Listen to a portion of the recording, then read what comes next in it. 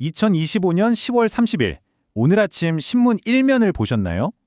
모든 신문이 약속이나 한 듯 똑같은 숫자 하나를 헤드라인으로 뽑았더라고요.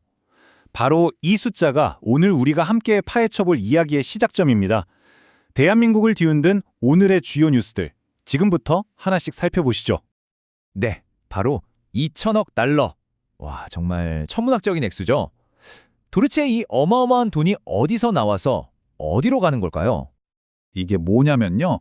정말 길고 또 험난했던 협상 끝에 드디어 한국과 미국이 관세랑 투자 문제에 대해 극적으로 합의를 봤는데 바로 그 핵심에 이 2천억 달러가 있는 겁니다. 자, 그럼 그 협상 내용 좀 더 자세히 들여다볼까요? 이게 좀 복잡해 보일 수 있는데 핵심은 간단해요. 우리가 미국에 이 막대한 돈을 투자하는 대신에 자동차나 반도체 같은 우리 주력 산업들 있잖아요. 여기에 붙는 관세 장벽을 확 낮춰달라 이거죠. 그리고 투자는 한꺼번에 다 하는 게 아니고요. 매년 200억 달러씩 상한선을 둬서 속도 조절을 하기로 했습니다. 그런데 말이죠. 이 합의서에 잉크가 채 마르기도 전에 이걸 보는 시각이 정말 극과 극으로 갈리기 시작합니다. 과연 이게 외교적인 승리일까요? 아니면 너무 비싼 값을 치른 청구서일까요? 정말 재밌는 게 뭐냐면요.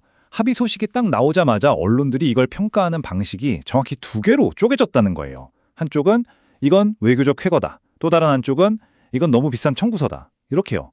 완전히 다른 두 개의 프레임이 바로 생긴 거죠. 자, 먼저 외교적 승리라고 보는 쪽은 이런 입장입니다. 물론 100% 만족할 수는 없지만 지금 상황에서 이게 최선이었다. 왜냐하면 최악의 경우에 엄청난 관세 폭탄을 맞을 수도 있었는데 그걸 피했다는 거죠.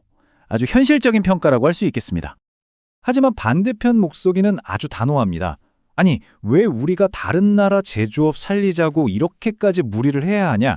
이 합의의 가장 근본적인 전제부터가 잘못됐다는 아주 날선 비판인 거죠. 그리고 이 값비싼 청구서라는 주장이 힘을 받는 이유가 단순히 2천억 달러 투자 때문만은 아니에요. 그 외에 따라붙은 것들이 많거든요.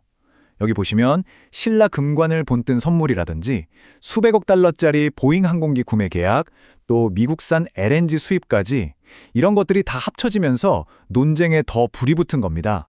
자, 그런데 이번 정상회담에서 진짜 판을 흔든 건 따로 있었습니다. 그야말로 서프라이즈였죠.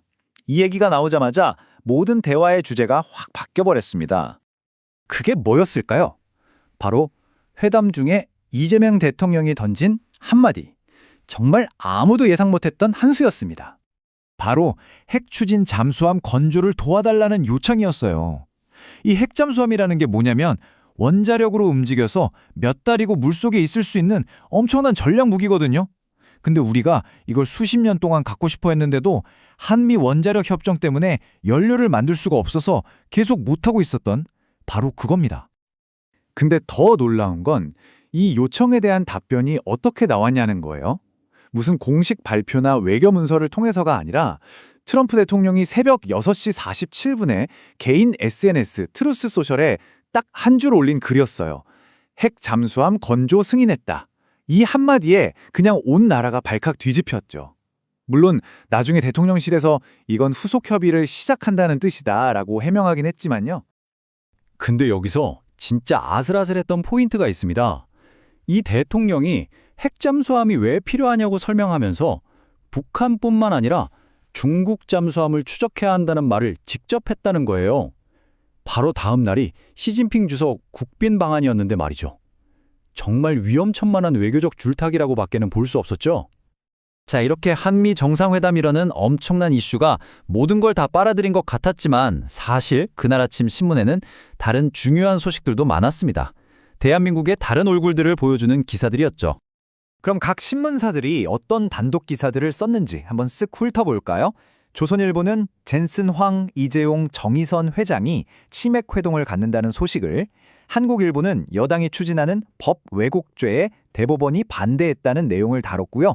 동아일보는 재난상황실 인력이 부족해서 마비될 위험이 있다는 기사를, 또 이데일리는 SK텔레콤과 브로드밴드 CEO가 교체될 가능성이 높다고 보도했습니다.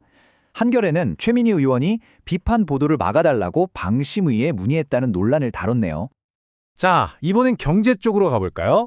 여기 또 하나의 어마어마한 숫자가 있습니다. 이건 우리 경제에 거대한 지각 변동이 일어나고 있다는 신호탄이었죠? 바로 11조 4천억 원. 이게 뭐냐면요.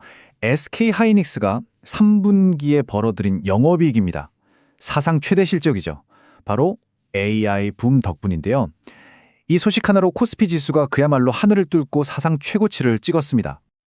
그리고 정말 오랜만에 반가운 소식도 하나 있었습니다. 바로 인구 관련 뉴스인데요. 올해 1월부터 8월까지 태어난 아기들 수가 무려 18년 만에 처음으로 작년보다 늘었다는 거예요. 작지만 정말 희망적인 신호였죠. 자, 이렇게 정신없이 쏟아진 헤드라인들을 다 보고 나니 그래서 진짜 중요한 게 뭘까 하는 생각이 드시죠? 오늘 신문들의 분석 기사들도 바로 그 지점을 파고들고 있었습니다. 단순히 이겼다 졌다 이런 이분법적인 프레임에서 이제는 좀 벗어나야 한다는 겁니다. 그래서 신문들이 제시하는 대안은 크게 두 가지 방향으로 모아집니다. 첫째, 이번 합의를 그냥 단기적인 땜질 처방으로 끝내지 말자는 겁니다. 이걸 계기로 해서 앞으로 어떤 바람이 불어도 흔들리지 않을 튼튼한 통상 전략을 근본적으로 다시 짜야 한다는 거고요. 그리고 둘째, 핵잠수함 같은 문제. 이건 정말 우리나라의 운명을 바꿀 수 있는 엄청난 안보 사안이잖아요. 이런 건 반드시 국민적인 토론을 거치고 정치권의 합의를 먼저 이끌어내야 한다는 겁니다. 이런 맥락에서 한겨레 신문의 한 칼럼은 좀 더 거시적인 시각을 보여주는데요. 아주 흥미롭습니다. 트럼프의 이런 조폭식 보호비 장사는 결국엔 지는 게임이다.